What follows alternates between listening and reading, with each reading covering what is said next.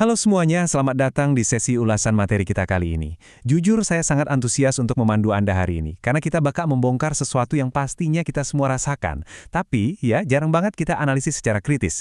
Hari ini kita akan mendekonstruksi makna cinta melalui kacamata sosiologis. Jadi, bersiaplah. Kita nggak cuma akan melihat sisi manis dan romantisnya aja, tapi kita juga akan mengungkap kekuatan-kekuatan tersembunyi yang diam-diam membentuk cara kita mencintai. Yuk kita mulai? Coba kita pikir-pikir lagi. Selama ini kan kita sering menganggap cinta itu murni sebuah perasaan magis, abstrak, yang kayak tiba-tiba jatuh aja dari langit. Tapi apa benar sesederhana itu? Nah, di sesi bedah kali ini, kita mau menantang ide konvensional tersebut. Kita bakal melihat bagaimana kekuatan dan struktur di masyarakat itu sebenarnya asyik bermain di balik layar emosi terdalam kita ini. Penasaran kan? Untuk ulasan hari ini dia peta perjalanan kita. Pertama, kita bahas anatomi cinta dalam masyarakat. Lalu kapitalisme dan syarat cinta. Lanjut ke membongkar maskulinitas cinta, eksploitasi dan seksualitas cinta, fenomena pogoh suku Dayak, dan ditutup dengan seni cinta tanpa syarat. Ibaratnya, kita bakal mengupas lapisan gunung es ini dari puncak sampai ke intinya. Singkat, padat, dan pastinya seru. Kita masuk ke bagian pertama. Anatomi cinta dalam masyarakat. Di sini kita akan menelaah apa yang ada di permukaan dan apa yang jadi fondasi dari cinta itu sendiri. Menurut akademisi seperti Carter, sosiologi cinta itu mendobrak pemahaman lawas kita. Disiplin ilmu ini nggak cuma melihat cinta sebagai ikatan emosional dan egois antara dua orang yang lagi dimabuk asmara. Nggak sesempit itu. Justru, cinta dilihat sebagai kekuatan dinamis yang ada di mana-mana. Ia punya andil besar dalam membentuk budaya, mengatur struktur masyarakat kita, bahkan punya peran yang sangat krusial dalam emansipasi manusia. Jadi dampaknya itu masif banget. Tapi ya, sebelum masyarakat ikut campur tangan, cinta itu awalnya berakar dari biologi kita sendiri. Berdasarkan penelitian dari antropolog Helen Fisher, cinta itu beroperasi dalam 3 tahap biologis utama. Tahap pertama, nafsu. Ini murni dorongan dari hormon seks seperti testosteron dan estrogen. Lalu, masuk ke tahap daya tarik. Di sini, otak kita dibanjiri koktail neurotransmitter kayak dopamin, adrenalin, dan serotonin.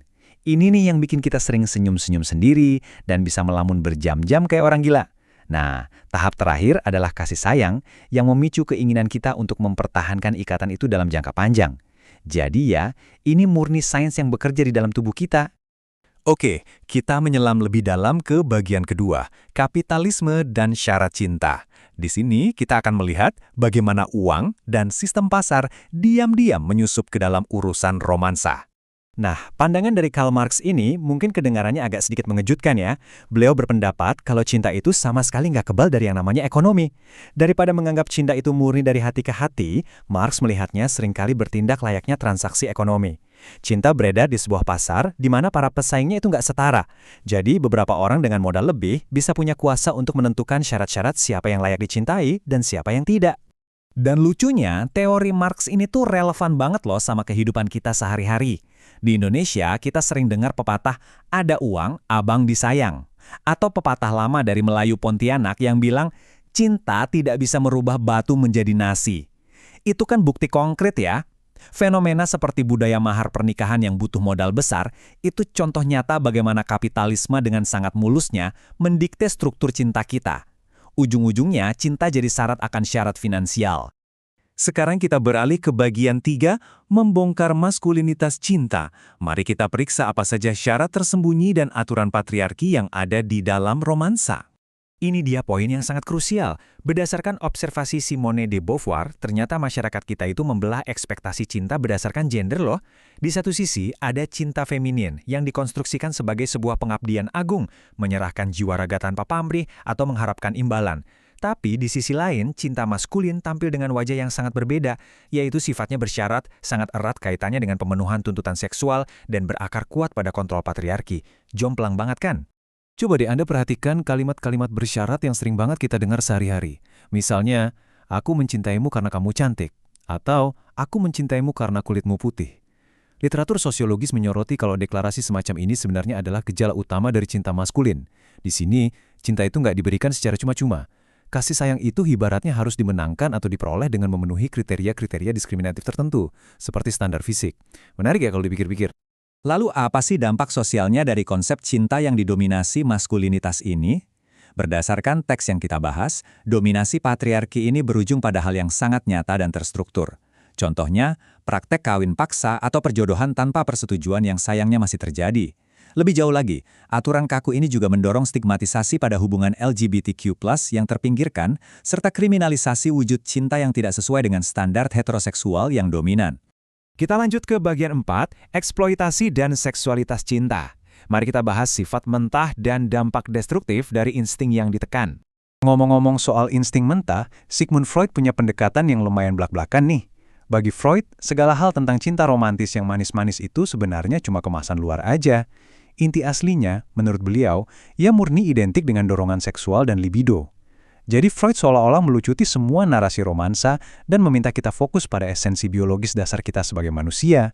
Nah, berangkat dari dorongan mentah yang Freud bilang tadi, sosiolog Herbert Marcuse ngasih sebuah peringatan keras.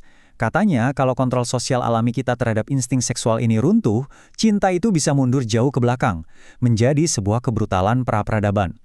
Tanpa adanya struktur dan kontrol, eksploitasi bisa merajalela.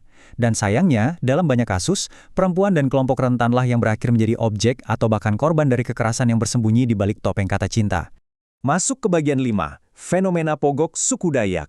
Ini adalah sebuah studi kasus budaya yang super menarik tentang kesepian dan cinta. Untuk benar-benar paham gimana masyarakat ngebentuk aturan cintanya sendiri, kita harus melihat contoh dari dunia nyata nih.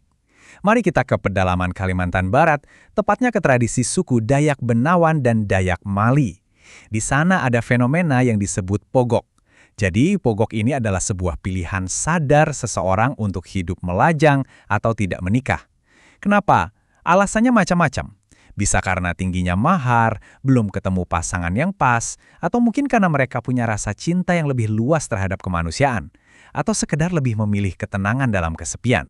Tapi tentu aja dong, kalau ada pilihan hidup yang dianggap berbeda, masyarakat pasti punya penafsirannya sendiri. Literatur mencatat ada 3 asumsi mistik yang dilabelkan komunitas kepada mereka yang memilih jalan pogok ini. Pertama, mereka diyakini selalu diikuti roh halus, jadi siapapun yang berani menikahi mereka dipercaya bakal meninggal. Kedua, mereka diyakini akan hidup berumur sangat panjang. Dan ketiga, mereka dianggap punya tugas memelihara dan merawat roh-roh tak kasat mata. Wah, ini contoh nyata gimana konstruksi sosial bekerja merespon sebuah pilihan individu kan? Tapi tunggu dulu, ada satu pertanyaan yang sangat krusial di sini. Mengapa fenomena pogok ini utamanya menjadi pilihan yang bisa diambil oleh pria, tapi tidak bagi wanita? Teks ulasan kita menjelaskan, karena budaya patriarki itu memandang wanita utamanya sebagai penerus keturunan. Jadi, kalau ada seorang perempuan yang menua tanpa menikah, ia akan langsung dihantam dengan stigma sosial yang sangat keras. Ini jadi bukti nyata kalau aturan-aturan tak tertulis di masyarakat mengenai cinta dan pernikahan, nyatanya tidak pernah diterapkan secara setara untuk semua gender. Akhirnya, kita sampai di bagian ke-6, seni cinta tanpa syarat.